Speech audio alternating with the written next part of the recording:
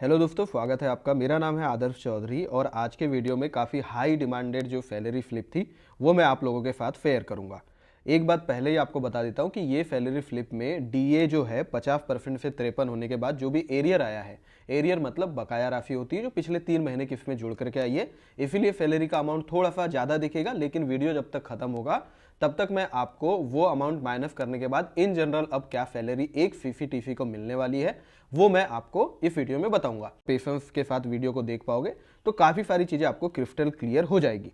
और ये salary slip RRB NTPC 2019 के थ्रू जिन्होंने लेवल 3 पर ज्वाइन किया था उनकी सैलरी स्लिप है। तो ज्वाइनिंग डेट वगैरह सारी चीज़ें मैं आपको इस वीडियो में बताने वाला हूँ। बस थोड़ा सा पेशेंस रखोगे तो सारी चीज़ें आपको समझ में आ जाएगी। अभी ये काम कर रहे हैं टीसी के रूप में। अगर आप जॉब प्रोफाइल वाला वीडियो मेरे चैनल पर देखोगे या देख चुके हो तो आपको पता होगा कि जो सीसीटीसी जॉब प्रोफाइल है वो बहुत डाइवर्स है, डायनामिक है।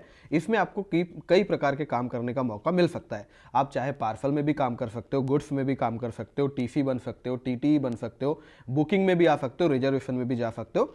काफ़ी सारे काम हैं जो सीसीटीसी को मिल सकते हैं। तो काफ़ी अच्छी जॉब प्रोफाइल है, काफ़ी लोग चाहते भी हैं और 12th लेवल पर बहुत ही अच्छी पोस्ट ये है। कॉमर्शियल डिपार्टमेंट की पोस्ट है ये। तो ये जो भाई है ये देखिए 2000 का इनका बर्थ ईयर है। काफ़ी ज़्यादा इंस्पायरिंग है ये। अभी तो आपको देखो जैसे इनका जब फ्यूचर में कुछ अच्छा होगा तो मैं आपको ज़रूर बताऊंगा। मैं इनसे काफ़ी ज़्यादा इंस्पायर होता हूँ, इसीलिए मैं हर बार ये सैलरी स्लिप ज़रूर आप लोगों को दिखाता हूँ। इनकी ज्वाइनिंग बिल्कुल मेरे साथ ही हुई थी मई 2023 में। ये लेवल 3 में इन्होंने ज्वाइन किया था। तो लेवल 3 में जब ज्वाइन करते हैं तो बेसिक पे कितना रहता है 21,700 रुपये। लेकिन आपकी मिनिमम 6 महीने की सर्विस होने के बाद अगर 1 जुलाई पहले आ रहा है तो 1 जुलाई को आपका इंक्रीमेंट लग जाता है, और अगर 1 जनवरी पहले आ रहा है तो 1 जनवरी को आपका इंक्रीमेंट लग जाता है। तो इस प्रकार 21,700 से आपका जो बेसिक पे है वो बढ़ करके 22,400 हो जाता है। और बेसिक पे ही वो एलिमेंट है जिसके ऊपर डीए लगता है, एचआरए भी इसी के ऊपर लगता है। तो इस आधार पे क्या है कि बेसिक पे बढ़ने के साथ आपकी और भी चीज़ें बढ़ती है, जैसे अभी आगे वीडियो में आपको समझाऊंगा। अगला जो इंक्रीमेंट है इनका, एक साल में इंक्रीमेंट एक ही बार लगता है। तो जैसे इनकी 1 जनवरी की डेट फिक्स हुई तो अब 1 जनवरी 2025 को भी इनका इंक्रीमेंट लगेगा, जिससे इनका बेसिक पे जो है 22,400 रुपये से बढ़कर 23,100 रुपये हो जाएगा। तो ग्रॉस पे अगर आप यहाँ पर देखोगे तो ग्रॉस पे इनका बना है 44,578। एक बात जो मैं बताना थोड़ा आपको भूल गया कि ये जो सैलरी स्लिप है ये जेड फिटी की है। बहुत जल्दी मैं आपके लिए वो वीडियो लेकर के आऊंगा जिसमें मैं आपको फिटी का क्लासिफिकेशन बताऊंगा या ग्रुप ऑफ फिटी बताऊंगा कि एक्स फिटी कौन सी है, वाई कौन सी है, जेड कौन सी है। बेसिक आइडिया के लिए आपको अभी बता देता हूं जितना जरूरी है। फिटी के हिसाब से ट्रांसपोर्ट अलाउंस और जो एचआरए है वो डिसाइड होता है। यानी जेड फिटी अगर है तो इसमें सबसे लोवेस्ट एचआरए आपको मिलता है जो कि अभी 10% है। तो ये सैलरी स्लिप बस दिमाग में आप रखो कि जेड फिटी की सैलरी स्लिप है। तो बेसिक पे आप यहां देखो 22,400 रुपए और डियरनेस अलाउंस अभी हो गया अब 53%। साल में 2 बार रिवाइव होता है तो ये अभी इनको 53% के हिसाब से मिला है 11,872। अब ये एरियर जो आप डीए का देख रहे हो ये है बकाया राशि, यानी कि डीए जो है ये सैलरी स्लिप अक्टूबर की है।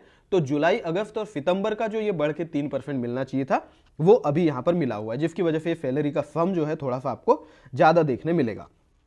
एचआरए आप यहां पर देखो तो बहुत ही सिंपल आपको दिख जाएगा कि 22,400 बेसिक है और 2240 इनको मिला है, मतलब एचआरए इनको 10% मिला हुआ है। इसी से आपको पता चल जाता है कि ये जेड फिटी की सैलरी स्लिप है।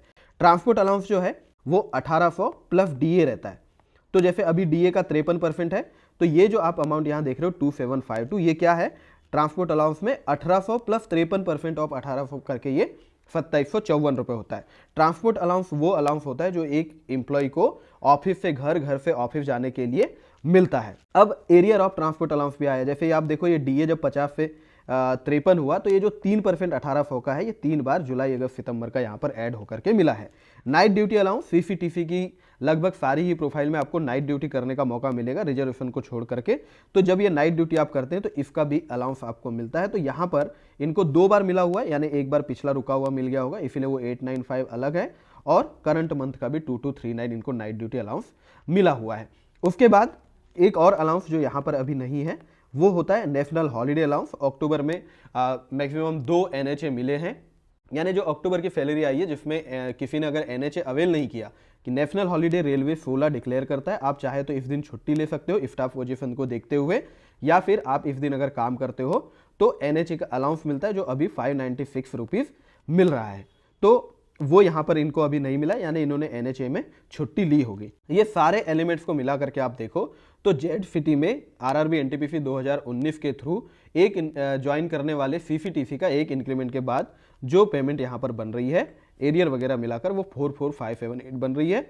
बिना एरियर के क्या सैलरी बनेगी वो भी हम आगे देखेंगे। उसके पहले हम देखते हैं कि कुछ कटौती है जो फिक्स कटौती होती है हर महीने हमारी सैलरी में से। तो यहाँ पर इनकी अभी हुई है 3859 रुपीज़, जिसमें ग्रुप इंश्योरेंस स्कीम में 30 रुपये जाते हैं रेलवे एम्प्लॉयज़ के, और न्यू पेंशन स्कीम के टियर 1 यानी न्यू पेंशन स्कीम NPS बोलते हैं, इसमें आपके अमाउंट आपकी जो सैलरी बनती है उसके बेसिक पे प्लस DA का, बाकी सारे एलिमेंट्स नहीं, सिर्फ बेसिक पे और DA का जो 10% होता है वो गवर्नमेंट यहाँ पर कट करती है। साथ में 14% कॉन्ट्रीब्यूशन गवर्नमेंट ऐड करती है और आपके NPS अकाउंट में हर महीने एक राशि जमा होती है। तो यहाँ पर देखो कि 10% आपका कटता है और 14% गवर्नमेंट का कंट्रीब्यूशन होता है। ये कंट्रीब्यूशन जनरली लोग कंसिडर नहीं करते कि ये भी उनको मिल रहा है, लेकिन आपको ये भी थोड़ा ध्यान रखना चाहिए कि आपको ओवरऑल अगर आप अपनी अर्निंग देखना चाहो तो इसको एक बार के लिए आप उसमें जोड़ सकते हो। प्रोफेशनल टैक्स महाराष्ट्र का यहाँ पर 200 रुपये इनका कट हुआ है। ये मैं आपको हर सैलरी स्लिप में बता दूं कि जैसे महाराष्ट्र में जो प्रोफेशनल टैक्स है वो 2500 रुपये साल के हिसाब से आपको लगता है, तो हर महीने 200 रुपये और फरवरी में ये 300 रुपये कटता है। 14% बेसिक प्लस DA का अगर हम यहाँ निकालें तो लगभग 4800 रुपये होता है। इस महीने तो जो एरियर DA की वजह से आया था इसलिए यहाँ थोड़ा ज़्यादा अमाउंट कम हुआ है, कट हुआ है, नहीं तो थोड़ा सा कम अमाउंट कट होता है। और यहाँ पर जो मैंने 4800 लिखा ये भी थोड़ा बढ़ करके वहाँ पर जमा हुआ होगा। मैं आपको एक अप्रॉक्स आइडिया देने की कोशिश कर रहा हूँ। तो अगर मान लीजिए किसी प्रकार का लोन यहाँ पर लिया गया होता तो उसकी रिकवरी यहाँ पर दिखती, तो वो कुछ है नहीं। तो इस प्रकार अगर आप देखो तो अक्टूबर में एरियर वगैरह मिला करके जो नेट पे जेड फिटी में, इस बात को बिल्कुल भी मत भूलना आप कि ये जेड फिटी की सैलरी स्लिप है। तो जेड फिटी के हिसाब से 40,000 रुपीज़ अगर क्रेडिट हुए अकाउंट में तो आप इसको काफ़ी अच्छा मान सकते हो। अगर ये 4800 रुपये जो आपको NPS के कंट्रीब्यूशन आपको दिखाया तो ग्रॉस पे में अगर इसको ऐड करो तो 50,000 लगभग की इनकी टोटल इस महीने की इनकम आप मान सकते हो। अब मैं आपको बेसिक गणित बता देता हूँ कि क्या उम्मीद की जा सकती कि नेक्स्ट मंथ से क्या सैलरी मिलेगी। तो देखो बेसिक पे तो 22,400 रुपये ही रहेगा, DA 53% के हिसाब से 11,872 रहेगा।